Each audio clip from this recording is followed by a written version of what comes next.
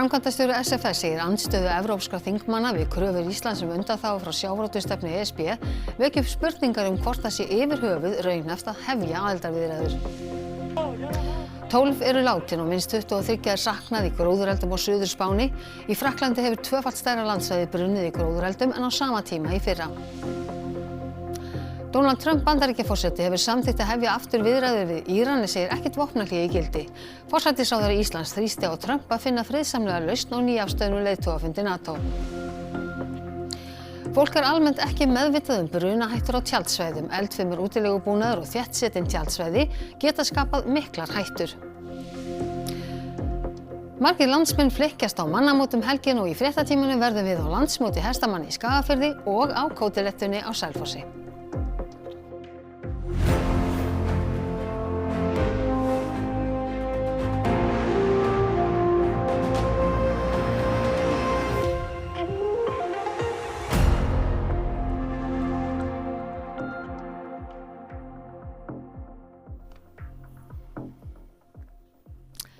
Komið sæl, við erum klukkustund fyrr á ferðinni í kvöld vegna beinnar útsendinga frá HM Karla í fótbolta. En við byrjum á þessu. Andstaða einstakra þingmanna í Evrópu við varanlega undanþágu Íslands frá sameiginlegri sjávarútvegsstefnu Evrópusambandsins kemur utanríkisráðherra ekki á óvart. Þetta séu þó ekki þau skilaboð sem hún fái frá leiðtogum aðildarríkjanna. Utanríkisráðherra og stjórn samtaka fyrirtækja í sjávarútvegi funduðu síðdegis og ræddu meðal annars þjóðaratkvæðagreiðslu framhald aðildarviðræðna við Evrópusambandið. Ekki veitti af, enda hefur umræðum sjávarútvegsmál verið fyrirferðarmikil í vikunni, þar sem þingmenn í Hollandi, Danmörku og Írlandi hafa lýst yfir efasemdum mögulega undanþágu Íslands frá sameiginlegri sjávarútvegsstefnu ESB. Því kann að vakna svo spurning hvort sérlausnir fyrir íslenska sjávarútveg séu torsóttari en yfirlýsingar stjórnvalda hafa gefið til kynna. Nei, þvert á móti þá eru yfirlýsingar frá Evrópusambandinu, frá til að mynda fiskveiðistjóra Evrópusambandsins alveg skýr að það eru margt að semja. Og við megum heldur ekki gleyma því að við Íslendingar við erum stórveldi þegar kemur að fiskveiðum og það er ekkert ríki eins og Ísland. Þannig að staða okkar er með allt öðrum hætti heldur annara ríkja sem hafa verið að sækja aðild að Evrópusambandinu og þarfur utan að þá er lögsögu okkar hún nær ekki að neinu ríki í Evrópusambandinu. Þorgerður segist ekki skynja annað í viðræðum sínum við forystumenn ríkisstjórna aðildarríkjanna en að heilmargt sé að semja. Það að einstaka þingmenn kunni að setja sig upp á móti einstaka atriðum sé ekki óeðlilegt.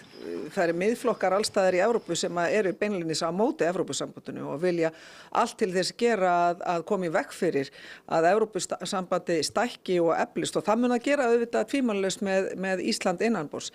Framkvæmdastjóri SFS segir viðbúið að samningsmarkmið Íslands yrðu umdeild í Evrópu.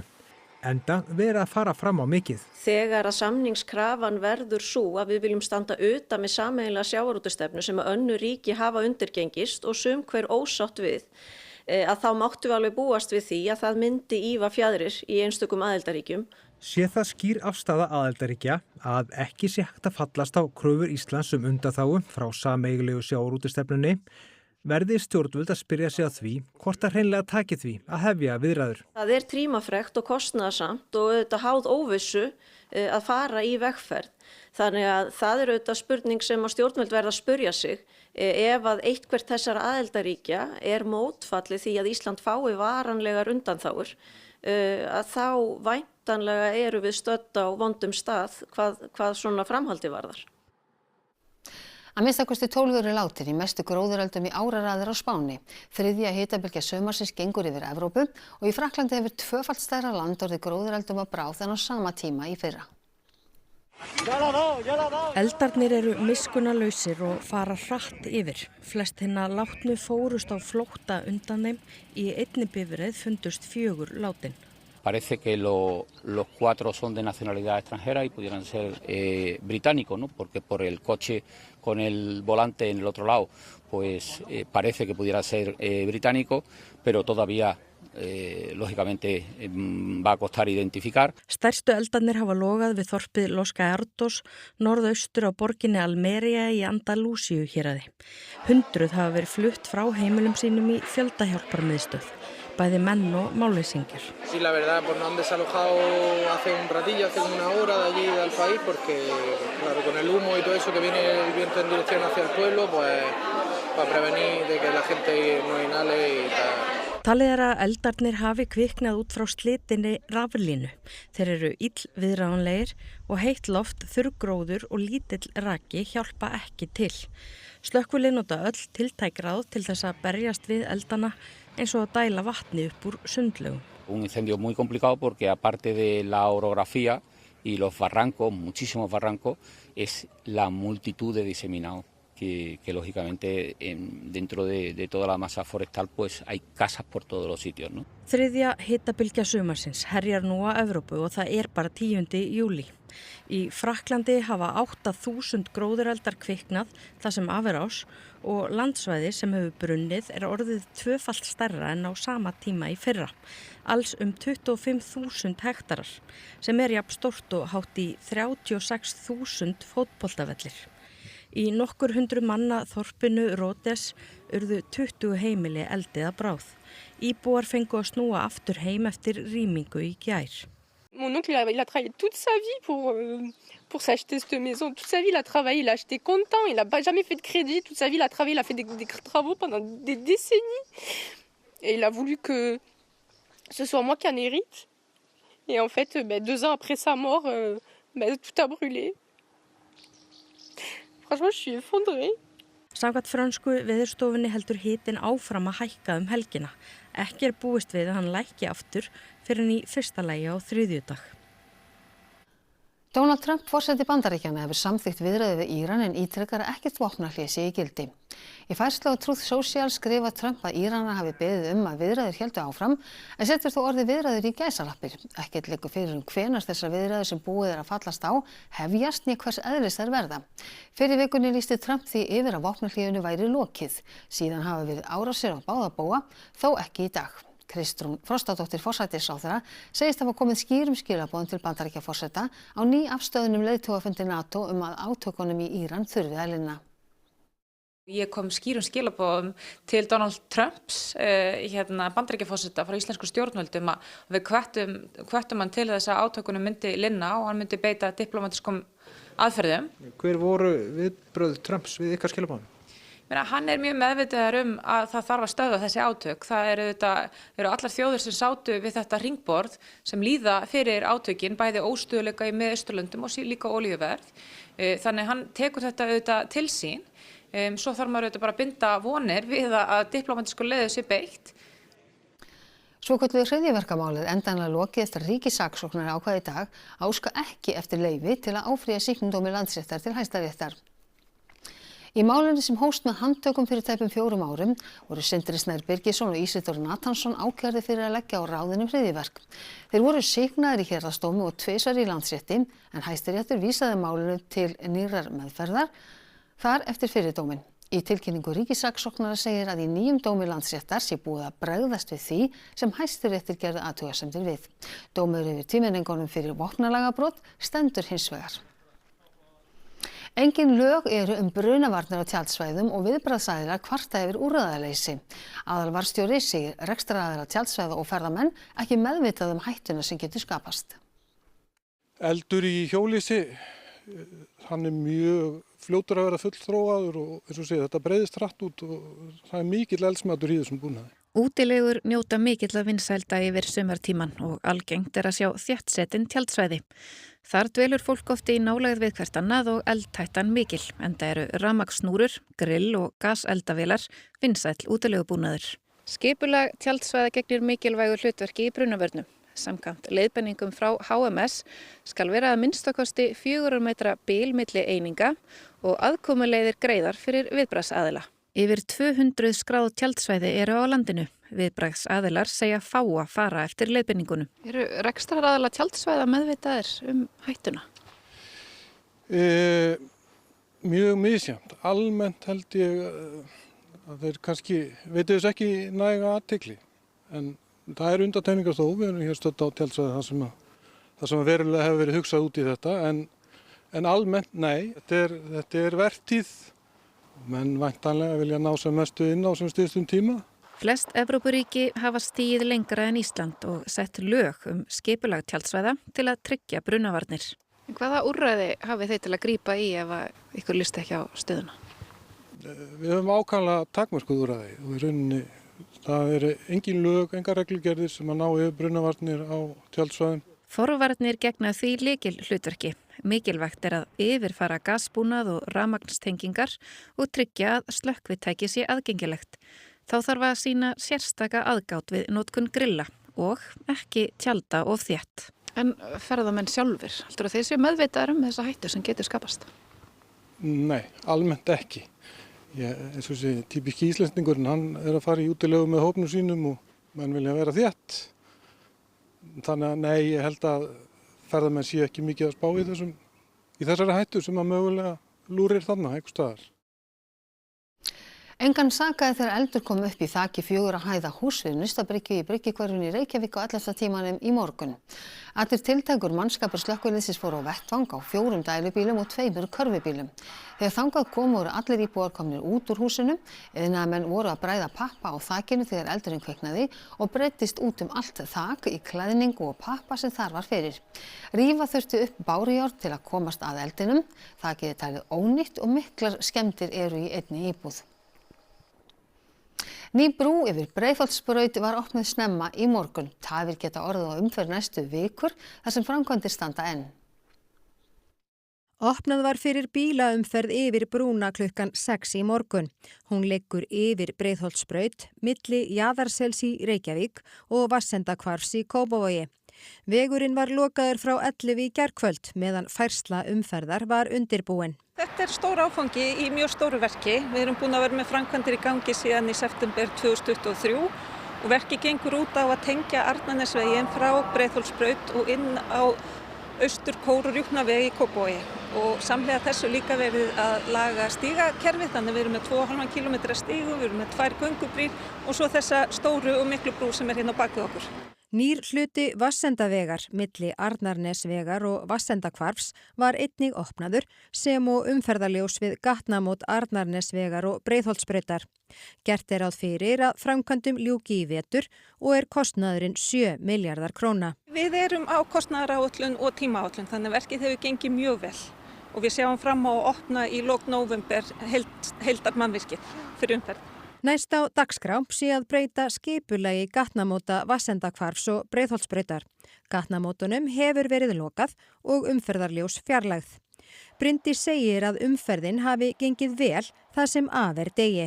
Við höfum aðeins heyrt kvartanir að það myndist raðir á rampnum og nýju brúnni og ástæðan er svo að við erum ekki komið með allar akreinar í fulla virkni þar. Það eiga að vera 2 akreinar fyrir vinstri beygju en bara 1 virk í dag að við erum ennþá með þrengingu á Breiðholtsbrautinni í aðdragandanum að gatnamótum við Vassendahvarf. En umferðin gengur ágætlega en kannski ágætt að ökumenn séu meðvituð um það að þetta er ennþá framkvæmdasvæði og mun verða þar næstu vikurnar. Flest bendir til þess að Andy Burnham taki við sem forsætisráðherra Bretlands eftir 10 daga. 322 þingmenn verkamannaflokksins af 403 hafa tilnefnt hann sem arftaka Keir Starmer í embætti leiðtoga flokksins. Enginn annar en Burnham hefur gefið kost á sér. Starmer tilkynnti afsögn 22. júní og frestur til þess að tilnefna nýjan leiðtoga rennur út á 50 dag. Verði engin mótframboð tekur Burnham við leiðtoga embættinu daginn eftir og svo embætti forsætisráðherra eftir fund með Karli Bretakonungi mánudaginn 20. júlí. Landsmót hestamanna hefur staðið yfir á Hólum í Hjaltadal alla vikuna og þar er Hulda Geirsdóttir okkar kona stödd ásamt þúsundum annarra gesta. En þú hefur fylgst með alla vikuna, Hulda, og nú nálgast hápunktur mótsins, ekki satt? Jú, kvöldið í kvöld er svona eitt að stærsta. Við förum í úrslit í Tölti hér á eftir og svo er það 100 metra skeiðið en síðan er þetta allur dagurinn á morgun eftir. Hjá mér er Áskell Heiðar Ásgeirsson, hann er framkvæmdastjóri mótsins. Hvernig hefur þetta gengið? Þetta hefur gengið bara prýðilega.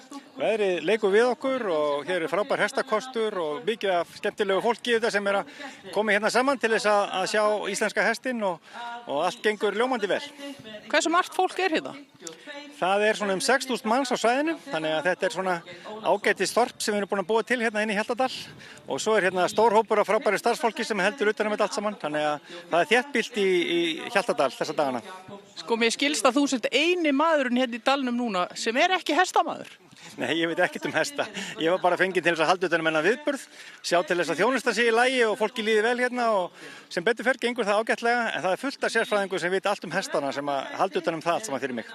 En okkur ekkert að takast að veiða þið inn í sportið? Aldrei að vita. Ég hef lúmst gaman að þessu, sko. Þetta er mjög skemmtilegt og gaman að vera með öllu þessu fólki sem er svona mikla ástríðu fyrir einhverju eins og íslenska hestinum. Þannig að þetta er mjög skemmtilegt. Já, þetta er svo sannarlega búið að vera skemmtileg vika hér á Hólum og eins og ég sagði þá eru hápunktarnir eftir, það eru úrslit í öllum gæðingaflokkum á morgun og svo verður hinn frægi Sleipnisbikar afhentur. Missið ekki af því og missið ekki af samantæktarþætti okkar á sunnudagskvöld á RÚV að loknum fréttum, íþróttum og veðri. Við missum svo sannarlega ekki af því, Hulda Geirsdóttir, takk fyrir þetta og við ætlum að fara úr Hjaltadal. Ætlum að fara á Selfoss, því þar er tónlistar og fjölskylduhátíðin Kótilettan haldin helgina, þar sem 30 hljómsveitir koma fram. Þá verður sérstök fjölskylduhátíð á morgun í miðbænum á Selfossi. Magnús Hlynur Hreiðarsson, okkar maður, er staddur á tónleikastað Kótilettunar við Hvítahúsið, ekki satt? Jú, það passar. Það er Hvítahúsið á Selfossi. Hér er allt að gerast. Kótilettan 16. ári í röð. Einar Björnsson er maðurinn á bakvið þetta. Einar, hvað er að frétta? 16 ár? Heldur betur, já. Við komumst að því í morgun, það er komið 16 ár. Þetta er ótrúlega vel gert. Kótilettan á mannamáli, hvað er það? Matur og músík. Það er bara svoleiðis, í 2 stuttum orðum. Á sterum, ég myndi orða það þannig. Þetta verður svakalega dagskrá hérna alla helgina? Já, við þjóðstörtum hérna í gær og byrjuðum með uppbytunartónleika og svo erum við að byrja núna prógramið klukkan 9. Og spilum hér til 4 á stóra Eimskipssviðinu og svo á morgun byrjar stóra grillsýningin og barbíkjufestivalið og með öllu því tilrendi sem að gúmmulaði sem það býður upp á. Flottustu framleiðendin, flottustu grillinn, flottustu maturinn og geggjuð barnadagskrá, allt saman frítt þar. Svo er bara stóra kvöldið á morgun, þar sem við byrjum aftur klukkan 9 og spilum til 5. Og hér koma saman yfir 30 tónlistamenn, þeir stærstu á landinu þessu sinni. Og spila hér linnulaust, pásulaust eiginlega og svo lýkur þetta á sunnudaginn 4:00 þegar við slökkum á tívolínu niður í bæ. Er þetta ekki heilmikið vinna að undirbúa svona hátíð? Jú, þetta er svona góð svona íhlutavinna, má segja. Við gerum þetta svona í aukavinnu en þetta er þetta ársundirbúningur hverju sinni og næst svona hámarki núna og við erum náttúrulega bara enn eitt árið, 16 ári í röð, sem við erum að fá hérna príðis gott veður, bara sól og glennur í dag og veðrið á morgun er bara príðilegt og gott, þannig að við erum bara óbúslega þakklátt að hafa farið í gegnum 16 ár og fengið ekki bara einhverja haustlag sem við alveg svo hæglega getum fengið, þannig að bara takk fyrir það sem öllu ræður, þannig að við skorum á alla að taka daginn snemma sérstaklega á morgun og fara þrengslin á Selfoss og njóta þess að vera hérna hjá okkur og svo voru þeir að opna hérna með tjaldsvæði, það eru 2 tjaldsvæði hérna og það er nú byrjað að þéttast á báðum og handboltinn rekur hérna geysilega flott öflugt tjaldsvæði, 18+ tjaldsvæði. Látum þetta gott heita. Einar, glæsilegt, gangi rosalega vel, allar frekar upplýsingar á kótilettan.is. Yes, sjáumst gátt. Og við látum þetta gott heita frá Selfossi, nú er það bara að borða kótilettur helgina, lifi íslenska sauðkindin, Kótilettan. Takk fyrir þetta Magnús Hlynur Hreiðarsson á Selfossi, en þá er það allt annað. Það er fótbolti, þúsundir aðdáenda tóku á móti egypska landsliðinu í fótbolta þegar það kom heim til Egyptalands í dag. Fólkið hópaði saman við El Alamein alþjóðaflugvöllinn, spilaði tónlist og veifaði myndum af leikmönnum. Liðið komst í 16 liða úrslit sem er besti árangur Egypta á HM og tókst að sameina þjóðinni í gleði í fyrsta sinn í langan tíma. Það var sjálf Argentína sem sló Egypta út 3-2.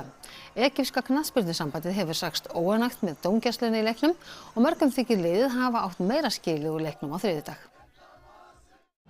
وقول انت شرفتنا انت رفعت راسنا احنا وصلنا لدور ال16 والمفروض ان احنا نلعب في دور ال8 وانتوا خليتوا الشعب المصري كله مبسوط جدا ومش عارفين نشكركم ازاي احنا حاسين النهارده وانتوا راجعين ان انتوا فعلا فزتوا واخدتوا الكاس كمان.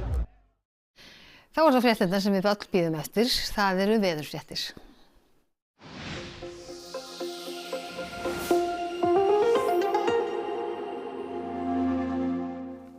Komið sæl, þá nú lægðin svona sem vestan við Grænland, hún situr þar föst og hæðin sem svona hérna suður af landinu, þessi tvö kerfi í raun beina að okkur þessu hlýja lofti, en það kemur líka þá þessi lægð með hér sem svona stefnir á hvarf á Grænlandi og verður síðan svona rétt austan við hvarf þegar líður á og sameinast síðan hinn í lægðinu, dregur hana yfir suðurótta Grænlands, en þessi tvö kerfi hér, það eru þau sem að ýta hérna, sækja hérna milt og rakt loft langt sunnan úr hafi og senda til okkar, þannig að það verður svona fremur úrkomusamt hérna á sunnan- og vestanverðu en við sjáum hér hvernig svona þessi blágræni litur hér hörfar til norðausturs og við tekur rauður litur og þannig sýnur rauðastur hér landið austanvert og svo sjáum við hér líka niður í Evrópu, það býsna hlýtt á þeim slóðum. En eins og áður sagði þá þetta hlýtt loft en áhrif þessara lægðar koma svona meira í ljós þegar það líður á helgi og eftir helgi. En þróunin hjá okkur í kvöld, nótt og í fyrramáli, það svona mestu skýjað hérna á sunnan- og vestanverðu landinu, ágætlega bjart á norðaustur og austurlandi, einhver smá væta af og til verður þó lætur svona gerir vart við sig getur við sagt. Það verða alls ekki alls þar sem verður bleita og margir munu þá upplifa að það verður svona nánast þurrt hjá sér en hins vegar bætir töluvert í vindinn hérna á norðvesturhorninu, Breiðafirði, Vestfjörðum og alveg austur undir Eyjafirði jafnvel, þannig að menn þurfa aðeins að huga því sem á ferðinni. En hádegistölurnar á morgun gætu að verið þessu líkar. Það gert ráð fyrir að vindhviður til dæmis á norðvestanverðu gætu farið yfir 30 metra á sekúndu, þannig að þeir sem eru með aftanivagna húsbíla, þeir sem taka á sig mikið vind, þeir þurfa að fara gætilega. Aftur á móti austur á Héraði og Austfjörðum, þar geti hitt og fer hitinn eitthvað dálítið yfir 20-25 gráður, kannski 26-7 þar sem best lætur. En það kemur þá í ljós á morgun þegar við fáum svörin við því. En annars þar það svona 10, 15, 16 stiga hiti. Ágætis veður samt á norðausturlandi þó að verði mestu litið skýjað og jafnvel á öllu Norðurlandi.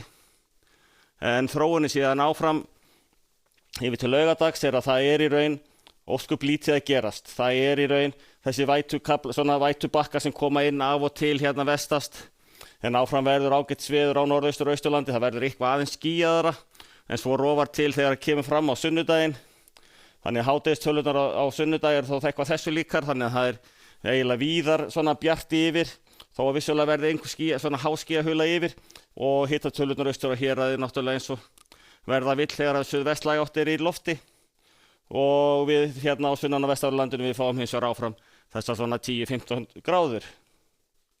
Og á mánudag þá að sjá að það verði þessi úrkomubakki hérna yfir suðvesturhorninu, en það mun dreifast einhver úrkoma í svona flest alla landsluta og það svona einhverjir fá eitthvað en hérna suðvesturhornin svona áviðurs fær áberandi mest, það það Suðurland og Faxaflóasvæðið. En við látum þetta gott heita í dag, verið sæl.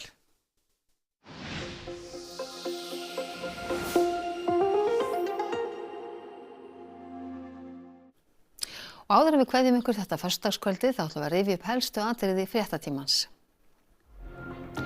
Framkvæmdastjóri SFS segir andstöðu evrópskra þingmanna við kröfur Íslands undanþágu frá sjávarútvegsstefnu ESB vekja upp spurningar hvort það sé yfir höfuð raunhæft að hefja aðildarviðræður. 12 eru látin og minnst 23 saknað í gróðureldum á Suður Spáni. Í Frakklandi hefur tvöfalt stærra landsvæði brunnið í gróðureldum en á sama tíma í fyrra. Donald Trump Bandaríkjaforseti hefur samþykkt að hefja aftur viðræður við Íran en segir ekkert vopnahlé í gildi. Forsætisráðherra Íslands þrýsti á Trump að finna friðsamlega lausn á nýafstaðnum leiðtogafundi NATO. Fólk almennt ekki meðvitað brunahættur á tjaldsvæðum, eldfimur útilegubúnaður og þéttsetin tjaldsvæði geta skapað miklar hættur. Þá þessum fréttatíma að ljúka og nú tekur við stofan sem hitar upp fyrir leik Spánar og Belgíu á HM karla í fótbolta sem hefst klukkan 18:50 en stofan hefst klukkan 18:30. Næsti fréttatími okkar í útvarpinu klukkan 10 í kvöld. Svo við á fréttastofunni ætlum að þakka ykkur samfylgdina það sem af þessum degi. Við vonum svo sannarlega að þið njótið júlíhelgarinnar. Verið þið sæl.